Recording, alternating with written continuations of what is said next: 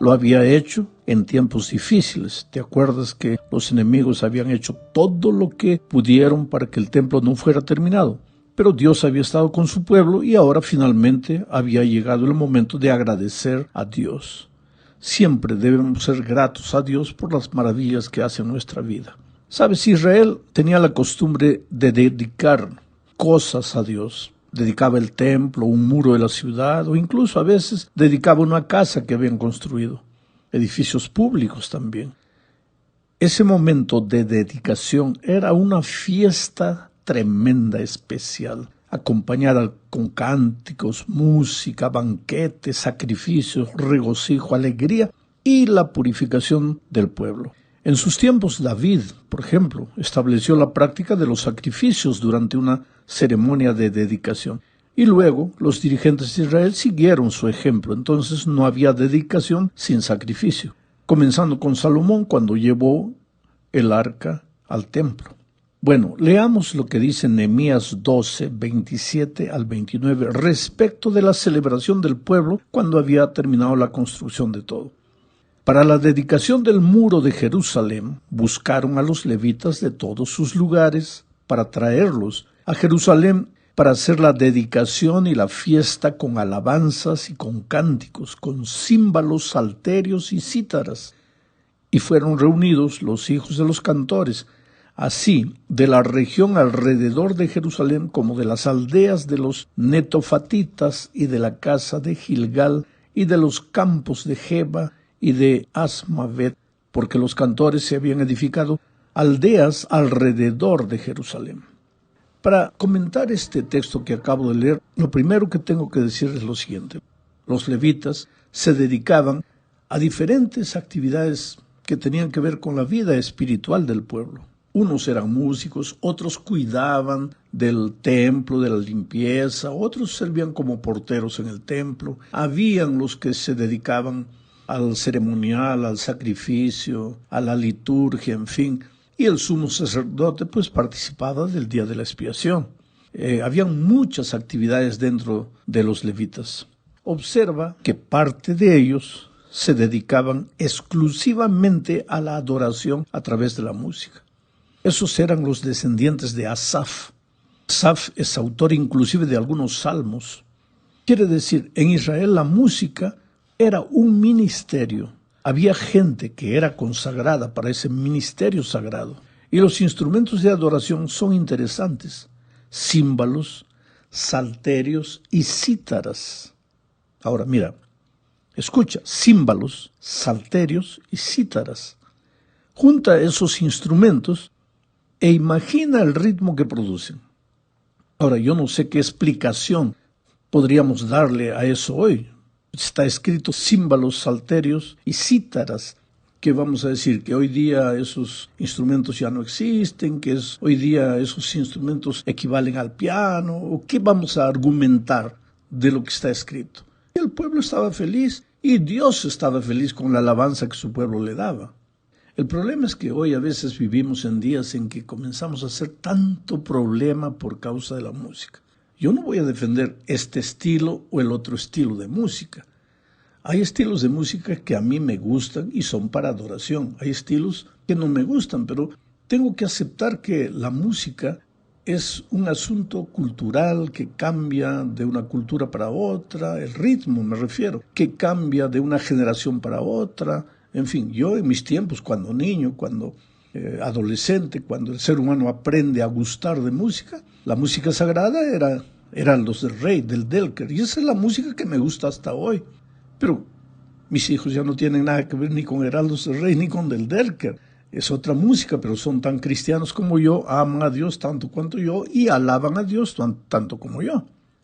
Por eso yo creo que el mejor instrumento de adoración no es un instrumento en sí, sino el corazón. Y ahora entramos a la segunda parte del estudio. Justamente por eso el versículo 30 de Nehemías 12, estamos estudiando el capítulo 12 de Nehemías, dice: y se purificaron los sacerdotes y los levitas, y purificaron al pueblo, y las puertas, y el muro. Esto es interesante, porque para Israel el tiempo de adoración no era solo tiempo de emocionarse cantando, sino en primer lugar tiempo de purificación. La palabra purificación en hebreo es la palabra nisdak, la misma que se usa en Daniel 8:14, cuando se dice que el santuario será purificado. La purificación del santuario, tú sabes, era el día del juicio para Israel. Era un día de introspección, de entrega, de autoexamen y de consagración. Pues esa debería ser la actitud de todo verdadero adorador, porque no se adora solo con la boca, sino principalmente con el corazón. Para entender mejor este pensamiento, leamos Primera de Juan, capítulo 1, versículos 7 al 9. Dice así: pero si andamos en luz como Él está en luz, tenemos comunión unos con otros. Esto es interesante. Porque si tú te consideras un hermano que quiere lo mejor para la vida de la iglesia, un hermano sincero que piensa que el ritmo del mundo está entrando a la iglesia, y tú quieres andar con Cristo y quieres llevar a la iglesia a andar con Dios, entonces lo primero que tienes que hacer es tener comunión unos con otros. Quiere decir, si comienzas a atacar a los otros, entonces tienes que revisar tu concepto de qué significa andar en la luz como Cristo está en la luz. ¿Qué significa andar con Cristo? Vuelvo a leer. Pero si andamos en la luz como Él está en luz, tenemos comunión unos con otros, y la sangre de Jesucristo, su Hijo, nos limpia de todo pecado. Si decimos que no tenemos pecado, nos engañamos a nosotros mismos, y la verdad no está en nosotros. Aquí se está hablando de la naturaleza pecaminosa. Es por eso que antes de adorar debemos purificarnos, o mientras adoramos debemos tomar la adoración como un acto de purificación, de entrega, de confesión, de perdón a Dios. ¿Por qué? Porque todos pecamos. La Biblia dice: no hay justo ni siquiera uno. Todos pecamos, estamos destituidos de la gloria de Dios. Y aquí Juan dice: si decimos que no tenemos pecado, nos engañamos a nosotros mismos, y la verdad no está en nosotros. Es que desde que Adán y Eva cayeron, todos ya venimos al mundo trayendo la naturaleza pecaminosa. Y aunque nos convertimos, vamos a cargar esa naturaleza pecaminosa hasta el día de la venida de Cristo. Por lo tanto, todos pecamos. Por lo tanto, todos necesitamos adorar y hacer del momento de adoración un momento de purificación, no de crítica, sino un momento de adoración. Sigo leyendo. Si confesamos nuestros pecados, Él es fiel y justo para perdonar nuestros pecados y limpiarnos de toda maldad. Esas dos cosas son protagonizadas en la vida del cristiano por el Evangelio.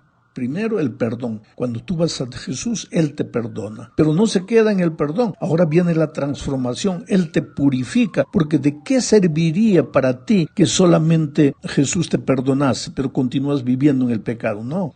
Él te perdona, pero para que vivas ahora una vida correcta, una vida piadosa, que andes en sus caminos. Y por eso, junto con el perdón, viene la purificación. Y todo esto tiene que ver con la adoración, porque en el momento que adoras, no solamente cantas palabras que salen de tu boca, sino cantas oraciones que salen de tu corazón. En el momento de la adoración te consagras a Dios. Esto tiene que ver con el tercer punto de nuestro estudio.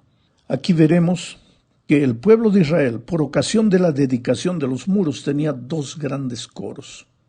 Parte del servicio de adoración en la época de Nehemías fue crear dos coros de acción de gracias, de alabanza, de loor a Dios. Estos dos coros recorrían Jerusalén, la ciudad toda, cantando, los barrios aledaños, todo, cantando acompañados de instrumentos. Comenzaban en el mismo lugar los dos coros, luego se separaban y cada uno iba por una dirección diferente alrededor de los muros de la ciudad. Un grupo en la época de Nehemías estaba dirigido por Esdras, iba adelante, el otro tenía a Nehemías. Entonces cada líder espiritual estaba con uno de los grupos. Los dos coros se reunían una vez más en la puerta del valle y desde allí entraban en el templo. Los sacerdotes que tocaban las trompetas cerraban cada procesión. Una vez que los coros ingresaban al templo, se paraban uno frente al otro. Era una procesión, un culto de adoración extraordinariamente bellísimo, bien organizado. Ahora, lo que debemos recordar es que mientras los coros cantaban, el pueblo no se limitaba a escuchar la música para después decir, oh, qué bonito, qué maravilloso. No, no, no. El pueblo no participaba de la adoración solo para decir me gustó o no me gustó, sino que mientras que los coros cantaban, el pueblo se recogía en oración, uniendo sus pensamientos a las palabras de los himnos. Esa es la manera correcta de adorar a Dios. La música en la iglesia no es para adorar al ser humano, sino para adorar a Dios. Dios es el objeto de la adoración. ¿Sabes? Esto es difícil de entender en un mundo donde el objeto de adoración se ha vuelto la criatura y no el Creador. Por eso el ángel de Apocalipsis 14 aparece en el cielo diciendo, temed a Dios y dadle gloria. ¿A quién? A Dios, porque la hora de su juicio ha llegado. Y adorad a aquel que hizo el cielo y la tierra, el mar y las fuentes de las aguas. El problema es que nosotros vivimos en la época de las celebridades. Queremos hacer de los seres humanos celebridades, de un pastor una celebridad, de un cantor una celebridad. Y no es así. Nosotros los que predicamos la palabra a través de la palabra hablada o de la palabra cantada, somos instrumentos de barro en las manos de Dios. Nuestra misión es llevar a las personas a Jesucristo, no traerlas hacia nosotros. En la cuarta parte de este estudio, veremos la importancia del sacrificio en la adoración de Israel. Leamos lo que dice Nehemías 12:43. Y sacrificaron aquel día numerosas víctimas y se regocijaron porque Dios los había recreado con grande contentamiento. Mira, el sacrificio, la alegría, el gozo, todo era porque Dios los había recreado con grande contentamiento. El texto sigue diciendo, se alegraron también las mujeres y los niños, y el alborozo de Jerusalén fue oído desde lejos. Hablemos un poco de los sacrificios, querido. El tema central de la Biblia es el Evangelio, y el Evangelio es la gran noticia de que a pesar de que caímos en el pecado y estamos condenados a muerte, hay salvación para nosotros. Ahora, un tema que en la Biblia corre paralelo al Evangelio es el tema de los sacrificios. No hay Evangelio sin sacrificio. No hay salvación sin entrega. ¿Pero qué es el sacrificio? Cuando pensamos en un sacrificio, la primera idea que sube a nuestra mente es la muerte y el derramamiento de sangre de un animal. En cierto sentido es así. Solo que las palabras originales hebreas que encierran la idea de sacrificio se refieren más al hecho de acercarse o aproximarse que al hecho de morir.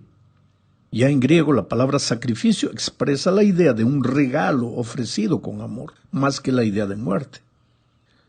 Tú sabes que la primera vez que encontramos la idea de un sacrificio en la Biblia es en Génesis 3. Génesis 3:21 dice, Jehová Dios hizo para el hombre y su mujer túnicas de pieles y los vistió. En este versículo está encerrada la idea del primer sacrificio. El relato no dice explícitamente que un cordero fue sacrificado, pero ¿de dónde habría salido la piel para las túnicas si no hubiese sido sacrificado un cordero? Pero nota la idea principal, no es la muerte del cordero, sino el propósito de la muerte.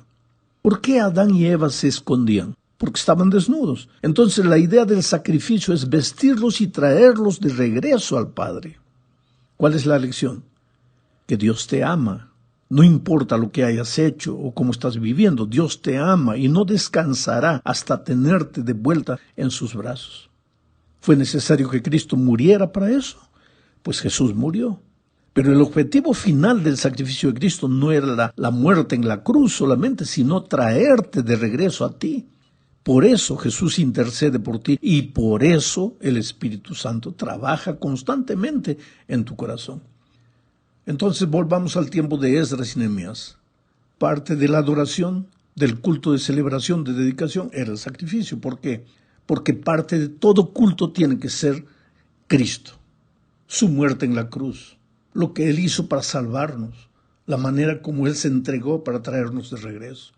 Es por eso que no puede haber culto sin Cristo, no puede haber dedicación sin Cristo, no puede haber una ceremonia matrimonial sin Cristo, una ceremonia fúnebre sin Cristo, no puede haber una fiesta de 15 años sin Cristo, no puede haber nada sin Cristo. El centro de la predicación es Cristo, el centro de la vida del cristiano es Cristo. Bueno, llegamos al fin de este estudio.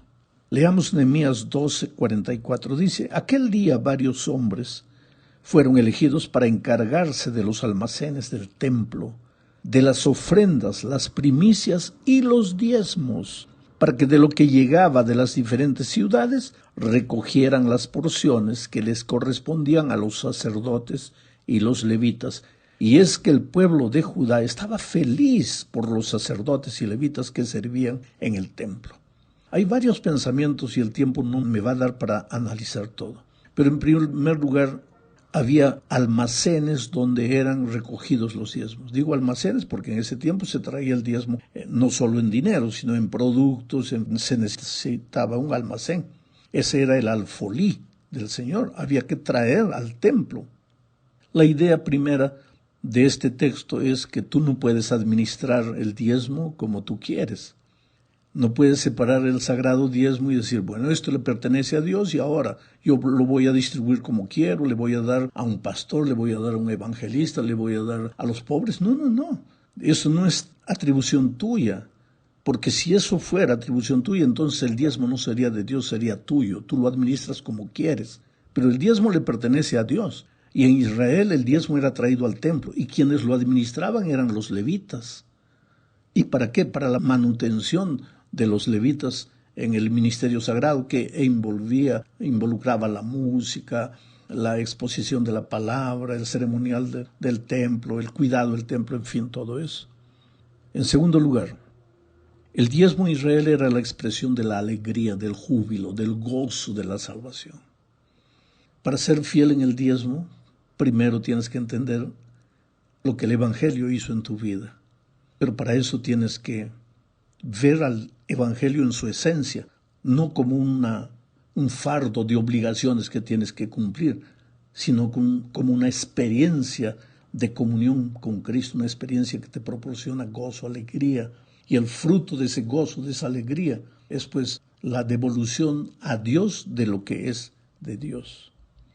En tercer lugar, querido, mucho cuidado, porque en nuestros días aparece mucha gente golpeando a la iglesia, criticando a la iglesia, criticando a los líderes, criticando a la organización, a la estructura de la iglesia, y después pidiendo dinero para ellos. Muchos han descubierto que esa es una manera bonita de vivir, fácil de vivir. Predicas, y cuanto más golpeas a la iglesia, cuanto más golpeas a sus líderes, entonces más posibilidad de que ellos reciban dinero. Y hay mucha gente pues que no ha entendido el Evangelio, no ha entendido lo que es la iglesia, y el espíritu de crítica, de condenación que se ha apoderado del mundo hoy también se transmite